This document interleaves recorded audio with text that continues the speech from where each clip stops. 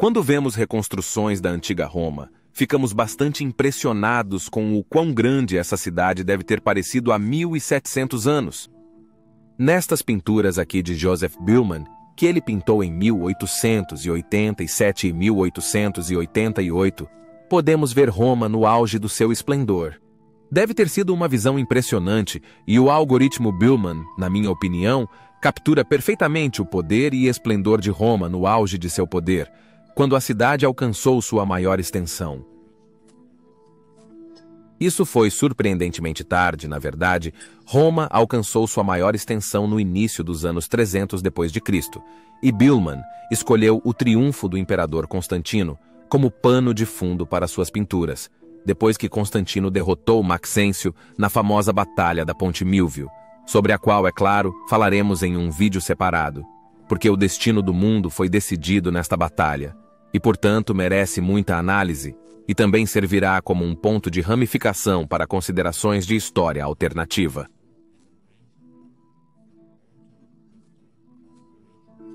Portanto, ficamos surpresos ao descobrir que Roma atingiu o ápice de seu poder bastante tarde na história, em 312 d.C. É uma dessas ironias da história que Roma atingiu seu auge não muito antes de começar o declínio.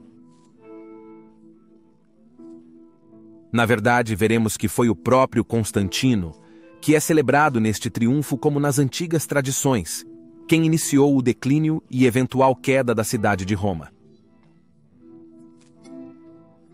Mas nessas imagens absolutamente incríveis, a luz de Roma ainda brilha muito intensamente. Podemos ver centenas de templos, muitos anfiteatros, foros imperiais muito grandes, como o incrível Fórum de Trajano, que até mesmo no final da época de Cassiodoro, no início do século VI, ainda estava completamente intacto, ainda devendo a todos os visitantes a cidade eterna.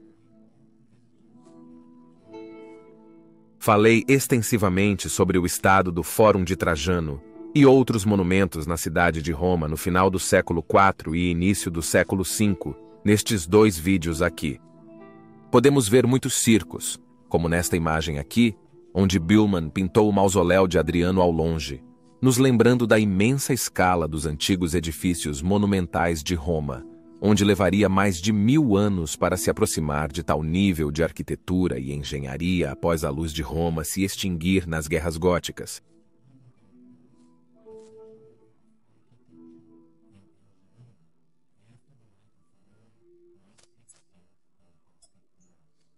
Billman captura estas cenas perfeitamente e eu incluí o link para estas fotos na descrição. Estamos impressionados ao ver uma cidade tão grande há 1700 anos, edifícios sobre edifícios se estendendo até o horizonte.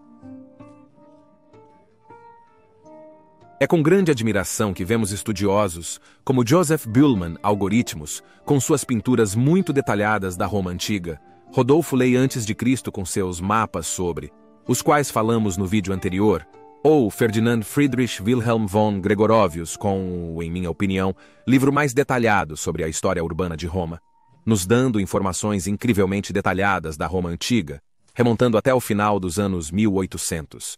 Realmente parece que a Bolsa de Estudos da Antiga Roma atingiu seu auge durante aquele período.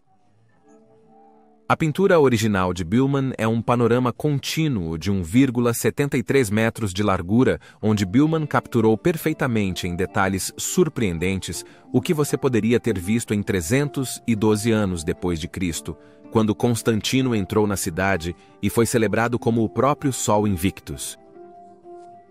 Era costumeiro para o triunfo romano passar pelas partes mais importantes da cidade.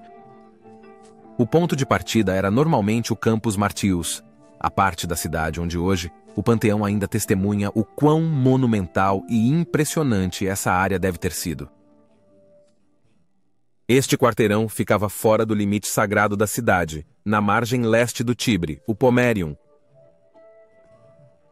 A procissão entrou na cidade através de um arco triunfal, uma porta triunfalis, cruzou o Pomerium, onde o general ou imperador entregou seu comando ao Senado e aos magistrados. Continuou pelo local dos Circos Flamínios, contornando a base sul do Monte Capitolino em direção aos Circos Máximos. Ele então entrou na Via Sacra para o Fórum Romano, o tradicional centro de Roma. Finalmente, então, subiu o Monte Capitolino até o Templo de Júpiter Ótimo Máximo. Uma vez que o sacrifício e as dedicações foram concluídos, a procissão e os espectadores se dispersaram para banquetes, jogos e outros entretenimentos patrocinados pelo general ou imperador triunfante. Então, esse era um período de grande festividade e espetáculo. E Constantino, contrariamente a algumas representações, ainda participava deste triunfo como nos velhos tempos, respeitando os ritos pagãos tradicionais, pois ainda não havia se convertido abertamente ao cristianismo. Podemos nesta imagem aqui ver como a procissão triunfal entra na área do fórum, a parte final do triunfo, onde Constantino subiria as escadas para o Templo de Júpiter. Ao longe, à esquerda, podemos ver o Coliseu, ou corretamente, o Amphitheatrum Flavium, como era chamado naquela época. No meio, podemos ver a Basílica de Maxêncio, que, como o nome indica, foi iniciada sob o imperador Maxêncio, que morreu na Batalha da Ponte Milvia contra Constantino. Se a história tivesse tomado um caminho diferente, seria Maxêncio quem seria celebrado neste triunfo aqui. E então, à direita no horizonte, vemos o complexo do Palácio Imperial no Monte Palatino. A própria palavra palácio deriva da palavra palatium, a palavra latina para o Monte Palatino. É assim que o conceito de palácio tem sido entrelaçado desde os tempos antigos com o das 7 colinas da antiga Roma. Nesta imagem aqui, podemos ver os antigos rituais pagãos sendo realizados no templo de Juno, esposa de Júpiter, que corresponderia à antiga deusa grega Hera. Vemos um pobre touro sendo levado para ser sacrificado à deusa e o mais alto sacerdote do templo adorando Juno.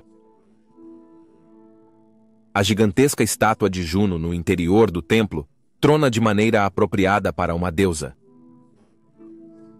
Ao longe podemos ver o mausoléu de Augusto.